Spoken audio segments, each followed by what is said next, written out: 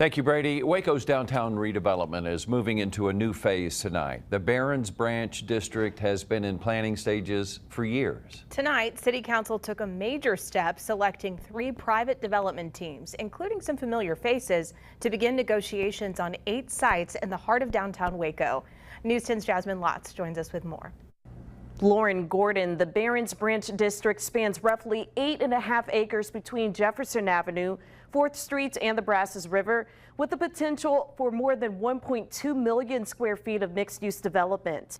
City officials say these teams have led billions of dollars in redevelopment projects nationwide. Tonight, the council approved moving forward with negotiations with 3 teams representing more than $194 million in combined investment. Propertized Ventures was selected for 3 sites along Jefferson Avenue near University Parks Drive.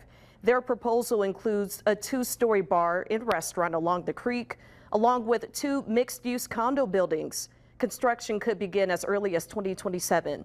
Corridor Concepts was selected for a site along Jefferson between 3rd and 4th Streets. They are proposing a 6-story office building designed to connect emerging businesses and venture capital with local institutions. That project represents more than $115 million in investment. GSM Partners, led by Greg Gleim, Marshall Stuman, and former Waco Mayor Dylan Meek, was selected for a site along 3rd Street near Elevate Apartments. Their concept includes ground floor retail, a 2nd floor fitness space, upper level office space, and a rooftop restaurant.